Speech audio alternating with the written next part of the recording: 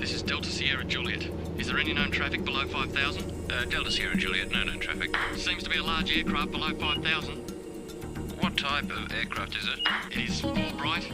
Seems to me like landing lights. The aircraft has just passed over me at least 1,000 feet above. It seems to me that he's playing some sort of game. He's flying over me 2-3 times at speeds I could not identify. As it's flying past, it's a long shape. Cannot identify more that it has such speed. It seems like it's stationary. What I'm doing right now is orbiting, and the thing is just orbiting on top of me also.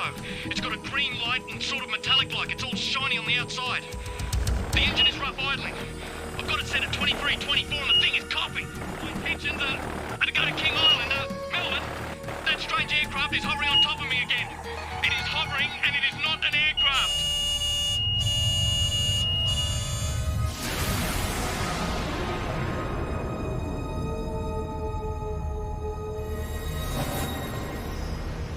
What you've just heard was a recreation of the final words spoken by pilot Fred Valentich before his plane disappeared over Bass Strait.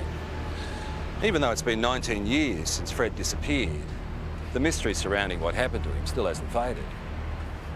He just vanished without trace, and his family believed he was taken by an unidentified flying object. Recent years has been an explosion of UFO sightings in Australia. Whenever you mention the topic, people seem to have their own theories and opinions, or even their own stories. It was orange like a sunset, and it was just spanning across the road. I can't move, Frank. Moving forward in time through the experience. Then this tall, dark being just appeared in front of the craft. And I mean, it looks like a traditional, every day of the week, comic book flying saucer. They had large almond-shaped eyes, small bodies, legs and arms, and sort of grey in appearance. I think it's the first time in my life that I could identify of anybody telling me that they were scared they were going to die. Saying that this thing was only just down the bottom of his street. He could see that it was out in the water, it was sucking up water. Yeah, I believe it's a UFO. There are between 400 and 500 reports a month of UFOs in this country. Now, obviously, a lot of them can be explained, but about 10% prove to be true mysteries. Tonight, you'll hear from people who've had these experiences. They're just normal Australians who can't explain what they saw.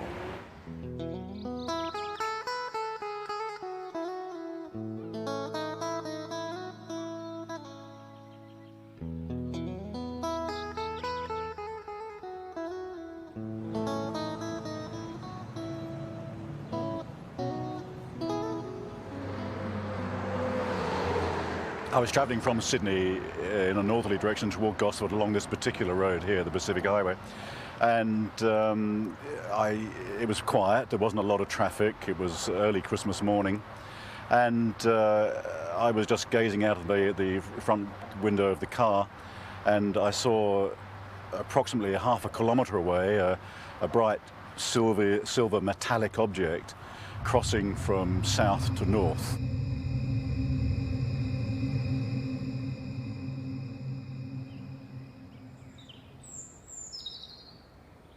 I stood here not believing my eyes because where I sit, I can see the open water.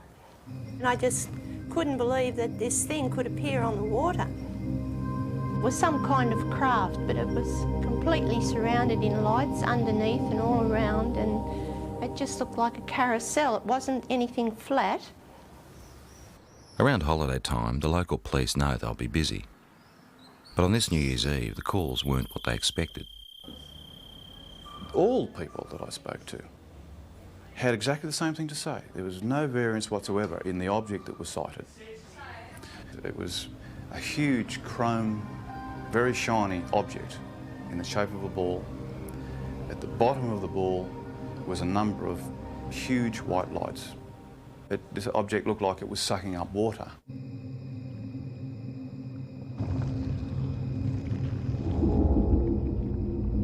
Some calls were quite frightful in their voice. You can actually hear the fear, and you can, in the background especially, the fear of people and, of course, animals and things at the time that were experiencing this phenomena.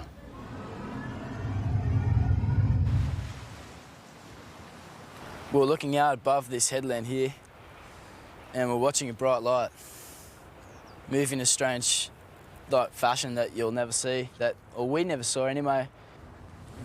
It was moving quickly, and move, for instance, in a zigzag fashion.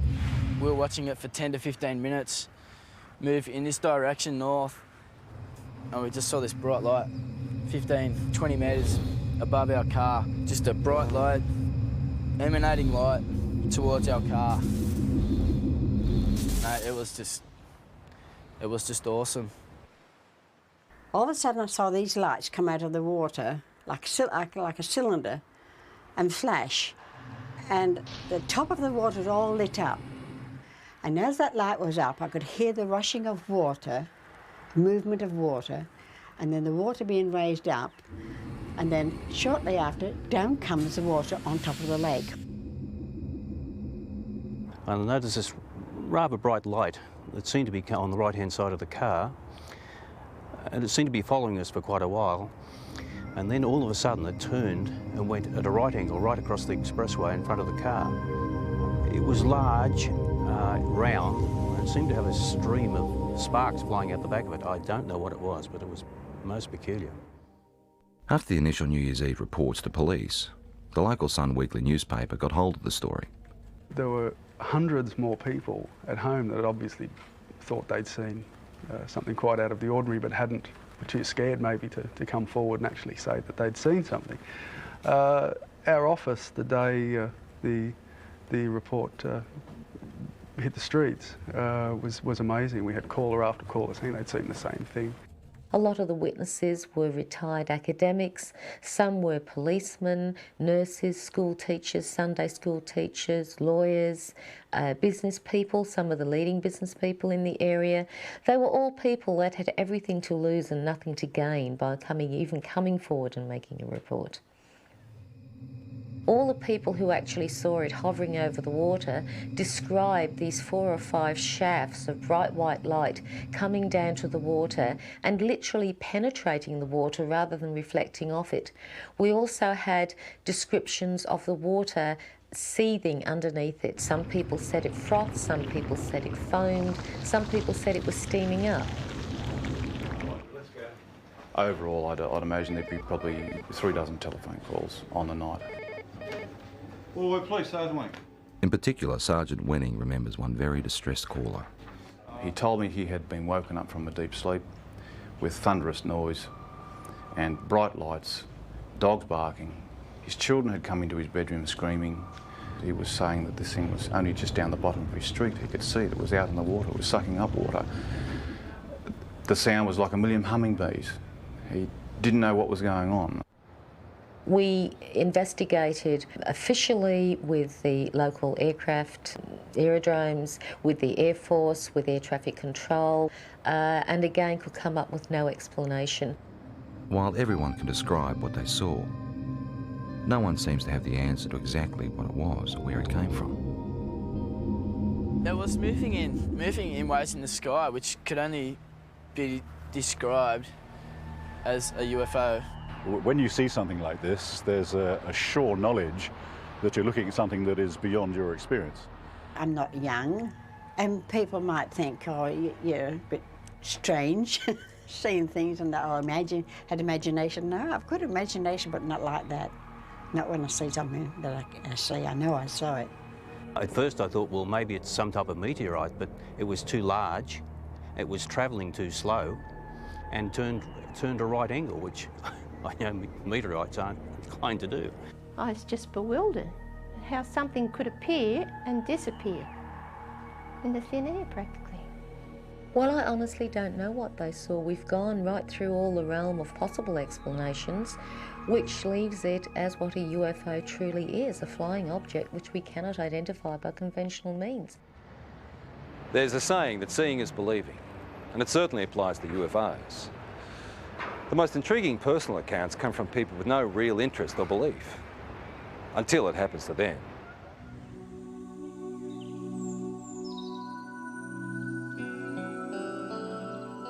Before this happened to me, I can be honest, I could say that I was in that category of being naive. I didn't believe it. I didn't really believe it, because I had to see, it's like I would have to see it with my own eyes. Grace's experience starts in the early hours of the morning travelling home with 3 girlfriends. Victoria, who can't be identified, was one of the women in the back seat. It's when I got a bit further down the hill that I noticed on the right-hand side of me some long oblong-shaped lights. I didn't know what they were. I mean, I only sort of caught a glimpse of a bright orange light sort of shining through. As I got down the hillside and started to come around the corner by this little hotel that takes us back through the back roads towards the freeway, one of the girls in the back noticed a very bright white light with a type of blue haze around it. When the girls were sort of saying, oh, maybe, you know, like it's a UFO, and, you know, was sort of like just laughed it off and said, don't be so ridiculous. The women continued their trip, but further down the road, more lights appeared. I heard Victoria and one of the other girls in the back there, they were commenting on something that was behind us. They actually thought somebody was coming up behind us, like a truck or something, because it was moving fairly fast and very bright. It was just such a bright as blinding light. It was orange like a sunset, and it was just spanning across the road. I got really scared, and I said to Grace, quick, just step on it. Because I knew there was a town just a kilometre up the road.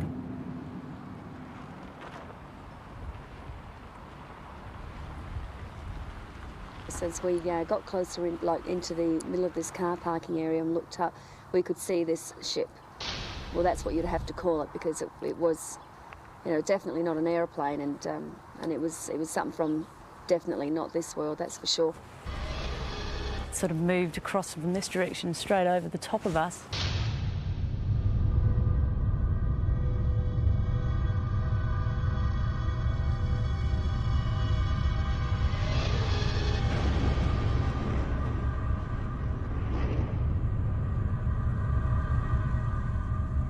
Sort of disappeared into a gully where we lost sight of it.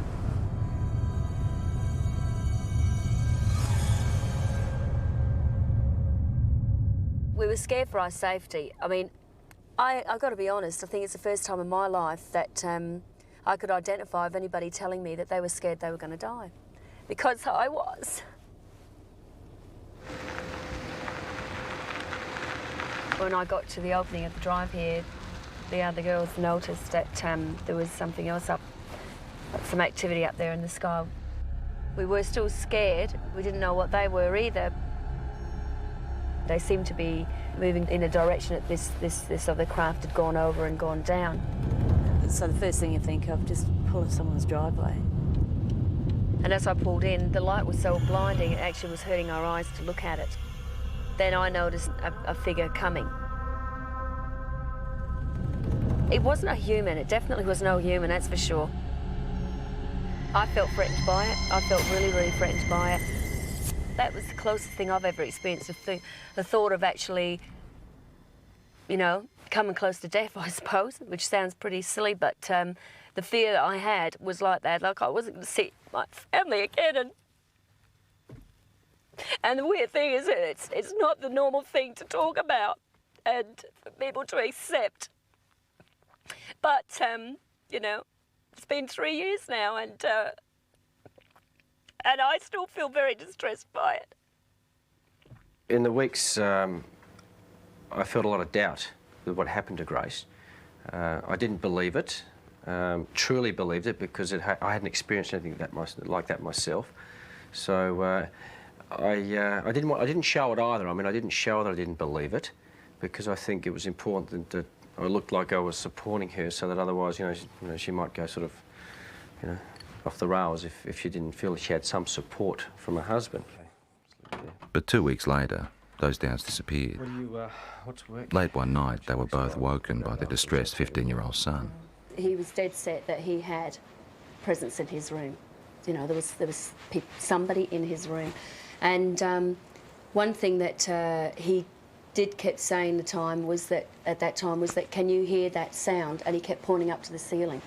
And we could hear this low drone sound. I knew then I'd heard that sound before. We got back into bed and I was laying there. And I thought, do I lie here and just let this thing go through and just, you know, try and wipe it off as another bad experience, or do I actually get up and look, and if it is what I think it is, then maybe my husband will be able to see for the first time and he will believe. I just couldn't believe what I was seeing. When you see an object that's just sort of floating through the air, like at slow pace, and you think to yourself, oh my God, it struck me as, you know, being awesome. It's just something unbelievable. It was a relief that he was able to see this thing, and all I kept saying was that was the thing that was there the night when I was with the others. Certainly by its nature, by the way characteristics of the way it just hovered across the house at a slow pace. Yeah, no, nothing man-made. Not from this country, not from this earth, I should say. Even though Grace and her husband ended up experiencing the same craft, their ways of coping with it differ. You either accept it or you don't accept it, and I tend to say now, after I've seen it with my own eyes, I accept it, but I don't, you know, harp on about it and talk about it, and if it's just one of those things you try and leave as a part of your life that's happened, and let's get on with things, let's move on from here, you see. And that's how I sort of try and treat it, rather than try and find an explanation as to what it is. Yeah, I really don't have a theory yet. It's basically, it's more the fear. Again, I don't know why, because I'm still here and I am healthy, you know, I mean, but the fact is it's just a worry because you don't know. You just don't know. What do you reckon it is? Got no idea. Images of UFOs caught on video over the years tend to raise more questions than they answer. Ron, they are visitors. Yeah? Yes, yes. UFO. Working out whether there is something out there has intrigued researchers for years.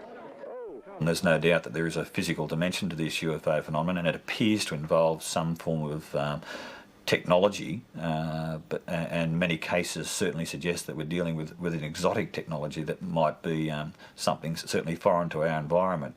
When a Melbourne photographer saw images like these, he was interested enough to go on standby to try and capture on film whatever was buzzing the sky over Narre Warren in June 1996.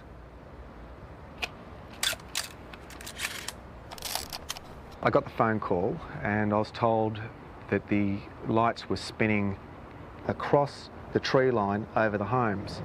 What I did was put the camera onto the object, allowing it just to come into frame, hit the shutter, count to 20, stop, wind, move the camera to the next part of the frame, start the shot, count to 20, let it go, and so forth.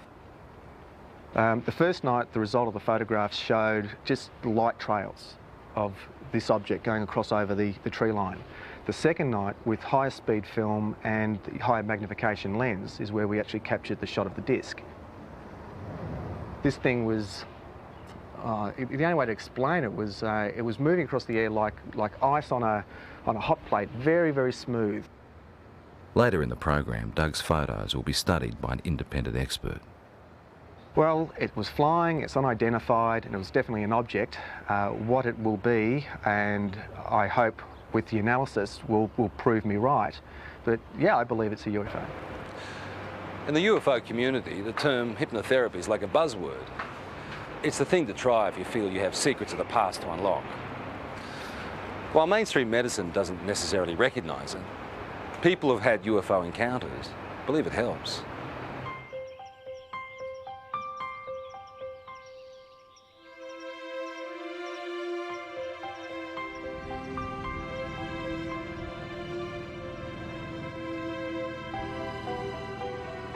Victor Pufulescu believes he started having alien encounters as a teenager back in his native Romania.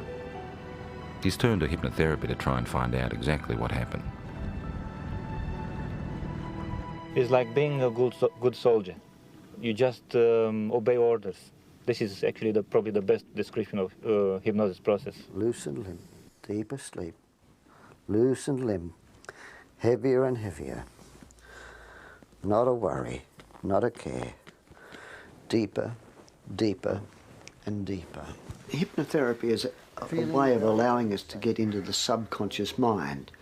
The intellectual mind tends to want to control and criticise everything. It's the censor of stuff it doesn't even know about that was in there before we were 3 years old. So by sort of relaxing and sliding across the conscious mind, if you like, we can sort of delve into the unconscious, or to allow what's in the unconscious to find its way out.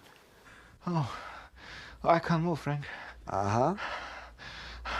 The pressure is increasing. I can't move. The chest, my arms, uh-huh, my legs. There's a thing about hypnotherapy that very often the subject will want to please the hypnotist. They have to look at that, but the thing is that you can see that when a person is reliving an experience, that it's pretty easy to see whether that's faked or not. Moving forward in time. My legs. Moving forward my feet. in time. Moving forward in time through the experience. The pain is inside of my elbow. Uh-huh. Thanks. Who are you saying thanks to? Them. Uh-huh. Can you ask them what they're doing? No. It's a test. That's a test. I just know it's a test. They keep me telling be calm. They're telling you to be calm? Yeah. Uh-huh. Very often the people are quite disturbed about dreams they're having or things they've imagined happen to them. And they often come out of this saying, I'm pleased I'm not crazy, or I'm not mad, or I'm not imagining this. It does give you some answers, but also creates thousands more. And this is probably the trickiest part. I'm never happy with the answer which I'm getting, and I want more and more and more.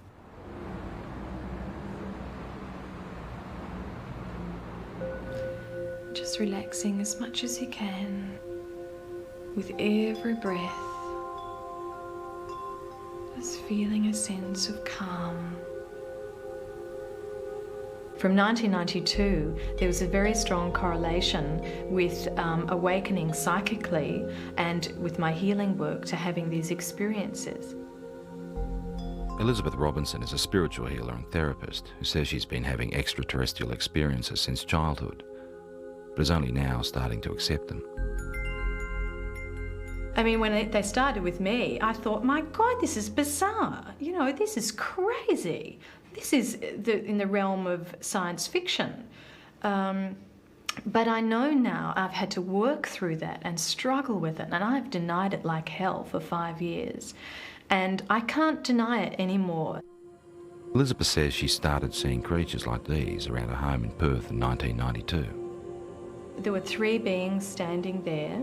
They had large shaped heads, bigger at the top to the chin at the bottom, large almond-shaped eyes, small bodies, legs and arms, and sort of grey in appearance. But they looked at me with a sense of intent and intelligence. Soon after, Elizabeth's daughter talked of being visited by a lady during the night. Elizabeth believes it was one of the same beings.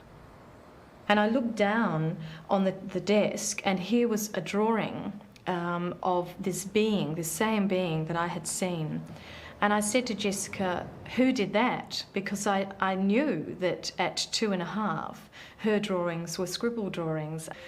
And she said, oh, that's the lady. I tried to rationalise it, but I knew that I wasn't imagining this stuff. You know, there was something in me that told me that there was more to these experiences. They're looking at me again. Elizabeth then turned to hypnotherapy to try and uncover what she couldn't understand. This session was recorded last year with visiting American UFO researcher John Carpenter.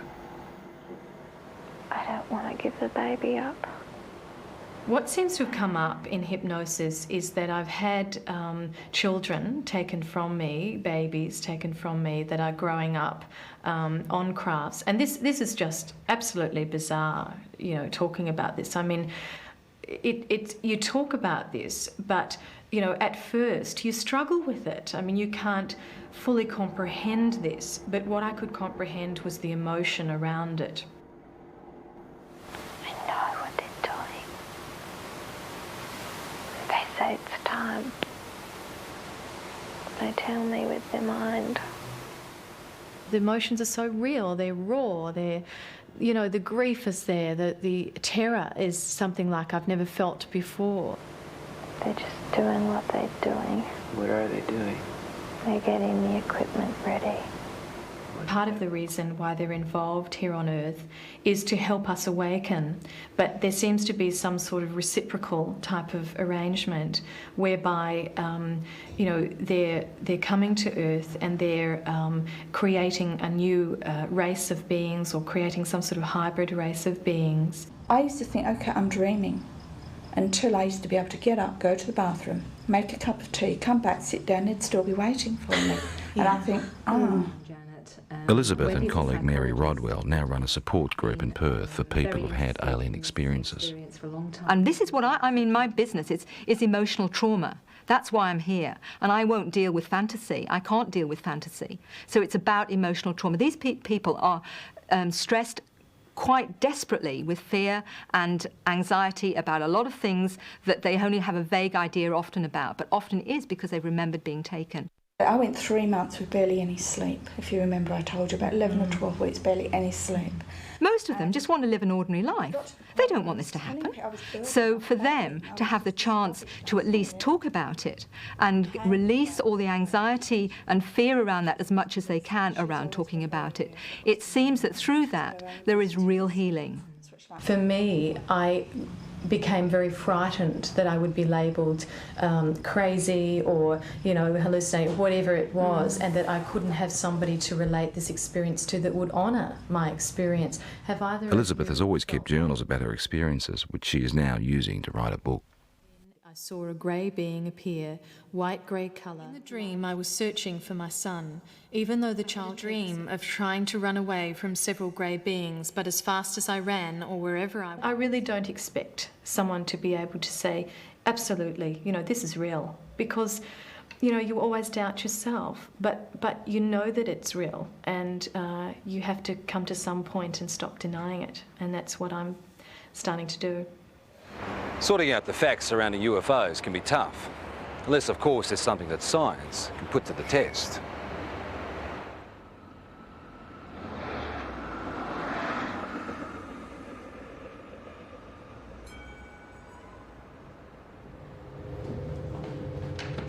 Earlier in the program we saw photographs taken by Doug Page.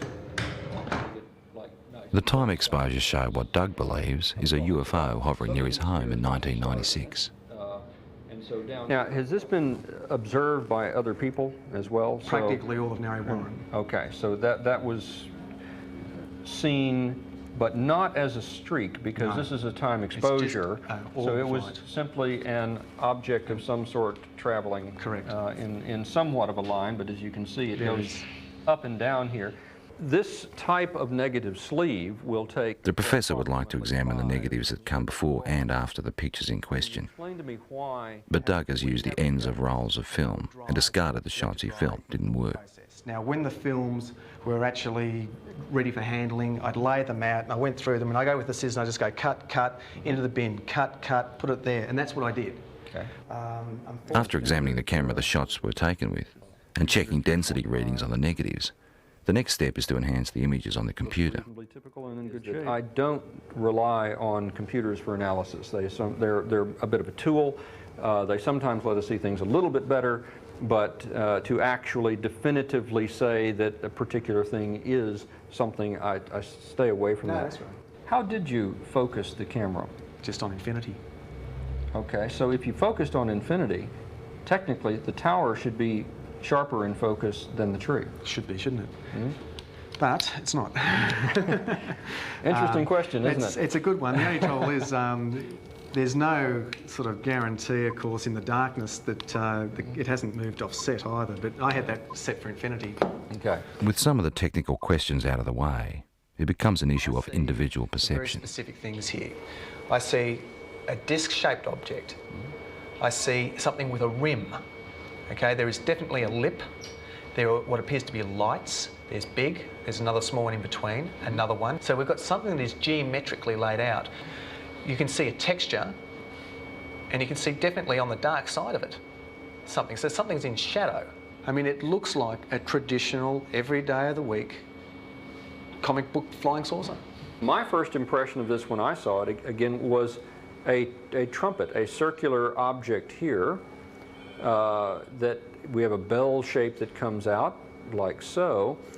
This is unexplained optical either artifact, phenomena, or reality, or could be, could be an object, but it is totally undefinable. And of technical concern is the fact that the start of the time exposure is more in focus than the end shape.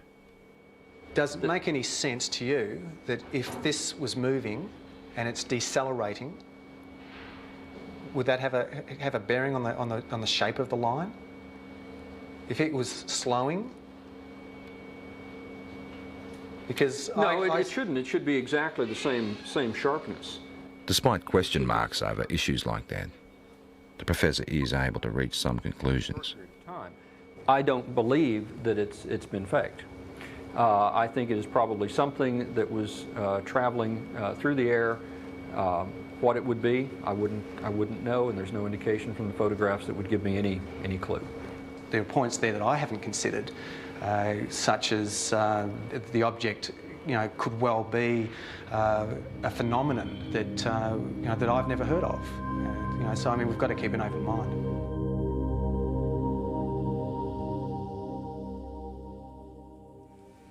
I don't know, maybe between 6 and 8, I would assume. Okay. They were fairly intense, or? Yeah, they were very close together as well. Right, okay. 4 years ago, Kelly Carr was a mother and housewife with no interest in spaceships or aliens. Now she's using technology to reconstruct images of her own encounter. It does give the idea of the lights there, but the brightness of the light, it gives a good impression, except that the colour doesn't seem right. Kelly's account starts in August 1993. My husband and I were driving up to my girlfriend's place in Monbulk, which is in the Dandenong Mountains. We were driving on Belgrave-Hallam Road, and it was just on dusk. I saw what I thought was round orange lights in the field. It looked unusual to me. Later that night, retracing their route home, Kelly noticed something else unusual. It's about a kilometre or so in front of us, about twice the height of the treetops. We could see this object, which at first I thought was a blimp. It had the shape of a blimp, but it was light. As we got closer to it, the light seemed to sort of separate, and it was actually these a row of round lights, and they were orange. It appeared like there was silhouettes standing in these round orange circles, like people, but you could only see the black outline. Well, I just said to my husband, look, there's people in there. And the minute I said that, it shot off to the left of us. Within 1 or 2 seconds, it was gone completely. About a kilometre or two further down the road, as we kept driving, I came across at least what I thought was a screen or a wall of light across the road.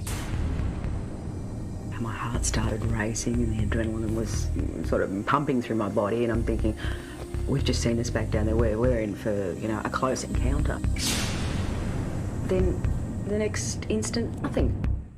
We seem to have actually covered a fair distance that I don't even remember covering. It might have been possibly close to a kilometre that I don't remember actually travelling.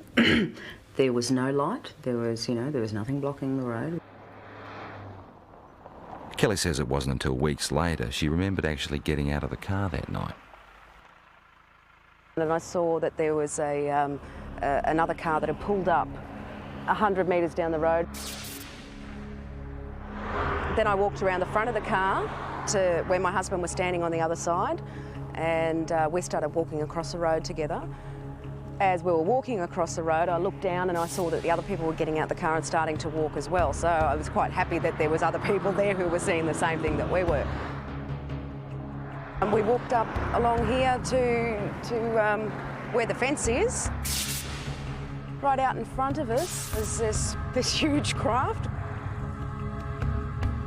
I was totally awestruck, it was science fiction coming to life. There wasn't any fear then, it was just all total awe. We stood here, I guess side by side, my husband and I, for about 30 to 45 seconds. Then this tall, dark being just appeared in front of the craft, and he was followed by about another 7 or 8 that appeared straight behind him. I felt this energy go through me. It's like nothing I've ever experienced before in my life. It was like some sort of low-level frequency that came in waves, but it was so dense that I could actually physically feel it going through my body. And that feeling absolutely terrified me. It was like, I can't even explain the horror that I felt just feeling this. And I began screaming. The minute I did, the eyes on these things lit up and they came charging across the field. Halfway across, they split up into 2 groups. Some headed off down there, and the rest came directly towards us. I felt this blow to my stomach, and the next thing you know, I'm back here somewhere on the grass. It literally lifted me off of my feet. And I thought I was going to die. I thought if I don't get up now, I'm going to pass out and I'm going to die. I'm not going to come back to consciousness, you know. So I pulled myself up into a sitting position, and when I sat up, I couldn't see anything, and it was like there was just black in front of my eyes. I want you to try stretching it down a little bit as well. Kelly is not the only one who saw these images that night. For the first time ever, independent witnesses have given the same account of a close encounter. Even though Kelly has never met Jane, Glenda and Bill from the other car she saw, she has seen the sketches they drew for UFO researchers. They've drawn the same circles of light around the top of the craft with these blue lines coming down, ending in a semicircle on the ground. They've actually also drawn a tripod underneath, which was something I didn't see that night. It becomes very clear then that we were all looking at the same thing and that it wasn't your average saucer-shaped craft. And basically, the second party were able to draw sketches of the beings very similar to the ones that I had, and they're not your usual little grey things that are, you know, media propaganda. I found a small red-coloured equilateral triangle underneath my navel, which I guess in reality provoked only a minor curiosity at the time. It was oddly geometric, and I did wonder, you know, how something like that could get on me that looked like a burn without me feeling it. At UFO conferences, where Kelly is now a keynote speaker, she adds strength to her own story by showing photographs of physical marks left on one of the other women. We were all left with triangular marks under our navels, but the ones that were marks that were actually photographed, the first one came from Glenda, which is it's a series of 3 small red dots along the inner thigh, and both Jane and Glenda were marked with these dots. I wasn't. Glenda had a ligature mark around her ankle, which is quite severe bruising. It looked like she'd been strapped down to something. UFO researchers have also reported finding physical traces of the site where all witnesses said the encounter happened, particularly in relation to where the craft landed. Inside that semicircle was actually a triangular formation of 3 points spaced 6 metres apart, which correspond with the tripod that was drawn underneath the girl's craft. To this day, Kelly still doesn't know exactly what happened to her that night. Tried a little bit. Her most vivid memory is the fear that she felt. That's very good. It's finally come out to what I'm looking for. And I think a lot of people, you know, might have experienced the fear in a nightmare where you're being chased or something like that, and it's a terror that you feel that, you know, sometimes can wake you up or whatever, but it's absolutely horrifying when you're dreaming it. And that's exactly what I was feeling while I was totally awake. That sort of terror, actually having to feel it while you're conscious and physically awake and feel it as a reality, is like a living nightmare, like a nightmare had come to life.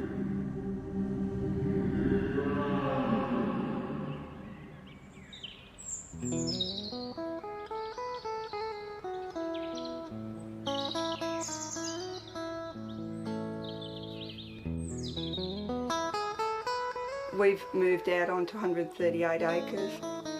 We don't have electricity. We use all our own fuel, like for both our fires. We're in the process of trying to become self-sufficient as far as food's concerned. We just lead just a very different lifestyle. put the thing all over it. Denise Borrett says it's her encounters with strange beings that have helped her make the decision to live this way. There's one of our missing. I believe at the moment that they're giving us quite a dire warning about what's happening to the planet and what's going to happen to us unless we actually wake up to what we're actually doing.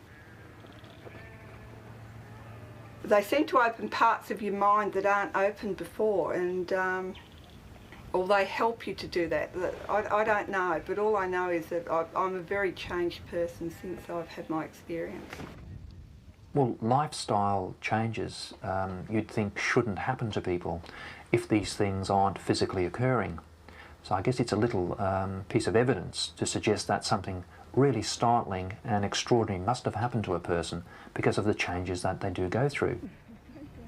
Denise says her visitors have the ability to render her husband unconscious, so he never actually experiences the aliens, but he does have physical scars.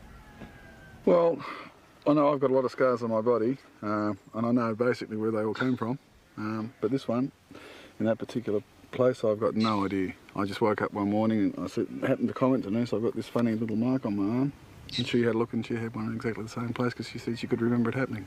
And I can actually remember them cutting it. I can remember it was like a little spatula or whatever. But again, there was no pain or anything, and the next day mine had completely healed up, whereas Les's had actually scarred. And I thought, well, they're in identical spots and they're identical size, so obviously something was going on. People who've had multiple abduction experiences very often get very concerned about the environment. They get very concerned about healthy lifestyles. They get very interested in the possibility of life elsewhere. They get very interested in promoting the message that there's something actually going on.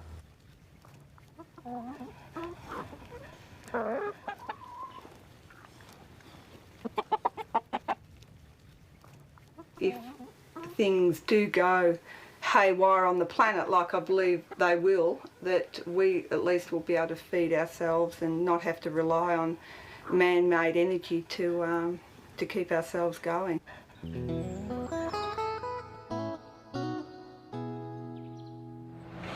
It's pretty obvious that the people that had these experiences are convinced there's more to what's out there than most of us realise.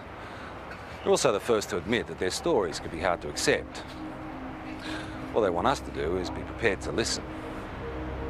I suppose people got to make their own minds up, but we can honestly say that what happened, happened, and there's no doubt about that.